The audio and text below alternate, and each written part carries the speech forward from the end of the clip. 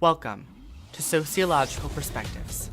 On today's episode, identical twins will go head-to-head in a battle of sociological theory.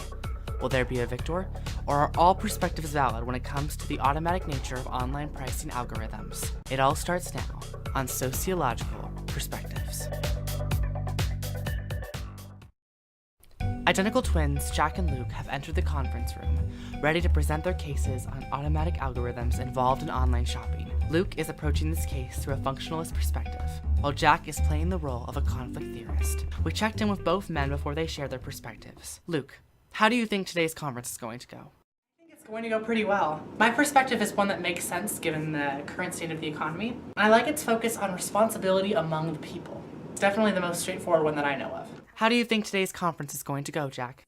For it. I plan on focusing on how these algorithms are creating a lot of competition in today's society. However, they are not without their negatives, and I want to make that clear. Now it's time to enter the discussion room. A moderator will lead the discussion and allow Jack and Luke a few minutes to present their arguments. Welcome to our discussion on colluded algorithms.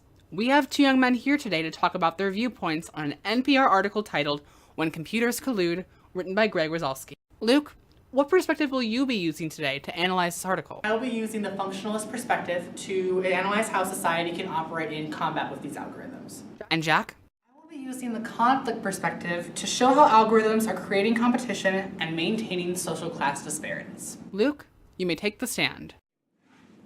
Do you mind explaining your viewpoint? Functionalism is very much the idealistic sociological perspective. Some may say it only acknowledges the status quo and doesn't offer explanations as to why things are the way they are. Obviously. But let's consider how much work dismantling these algorithms might take. They seem to have become a regular fixture on retail websites like Amazon, and lots of other places have followed suit. If multiple sites exist in one marketplace and are colluding unintentionally, lots of havoc may be wreaked on innocent customers just trying to buy what they need. But how do you see this being fixed? These algorithms exist for a reason. They're part of a system that's keeping our society running. One of Emilio Calvano's schools of thought is a free market economy that reflects capitalism, which limits governmental control. That's the way it is, whether we like it or not. Wow. Defeatist much? I wouldn't say so. There are resources customers who peruse retail websites can use to combat algorithms. Honey creates coupons, or codes, that reduce prices on select items or whole orders. Then there's Groupon, another place where you can get reduced rates on hotel stays, restaurant trips, and play performances to deal with electronically managed prices. There are resources people can use to save a little money and not have to worry about competitors raising prices. Algorithms are now a part of everyday society. We might as well keep them that way. Thank you, Luke. Jack, you may now take the stand. Good to me. Jack, what do you have to say about your case? Algorithmic pricing is an automatic process.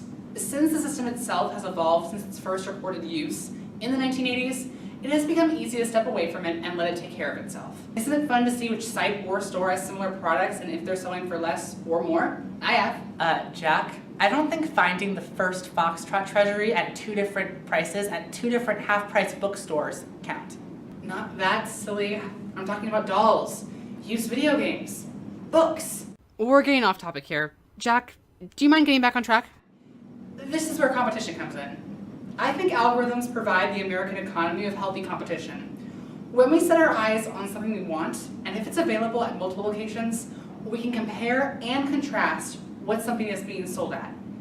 This could lead us to buy products at a company that gave us what we wanted the first time. They would grow at a faster rate thanks to our business. What about your other idea? There's also the idea of algorithms potentially upholding social class standards because of how they operate. Since they don't require any human control, they can set products at whatever prices they want to. This could come at a cost when items someone could want aren't readily available because of how expensive they are. Only those higher on the ladder can afford a high-end TV or cell phone. Heck, even jewelry if it's the really fancy kind. Okay, I get where you're coming from, but jewelry, whether it's not fake or even plastic, is still expensive on its own. Jack, do you have any evidence from Calvano's three schools of thought that you'd like to share for your case?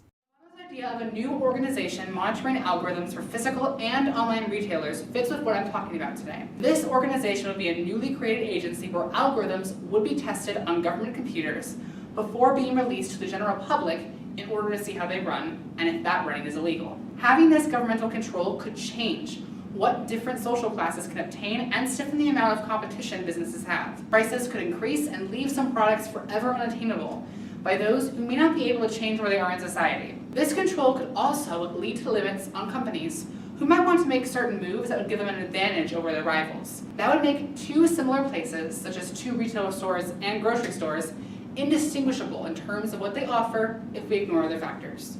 All right. What about you, Luke? I disagree. Governmental control would increase the use of algorithms and give them even more of a leg up than they deserve. By leaving it up to companies and then putting more power in the people, our society could be harmonious. Okay then, I think my theory is a better one though. I have more information. That doesn't always mean it's stronger by default, Jack. Do the two of you have any last words before we wrap things up? I think conflict is how we should look at this. If we want a world where people can make their purchasing decisions with algorithmic tendencies in mind, this is our best course of action. Conflict isn't all bad. There are good things to it that I feel many people in this area overlook. However, if it is exploited, high social class disparities will continue to exist, and competition between retailers will decline due to governmental control. Thanks again to you both. Both Jack and Luke presented solid points today. Our sociological society is multifaceted, one that could be united or divided. It's important to consider all perspectives in a sociological debate, as there is no one right way to view our world. That's the beauty of sociological perspectives. Next week, Josie and Michaela present their opinions on gender reveal parties. How do they impact our world sociologically? Stay tuned for another episode of Sociological Perspectives.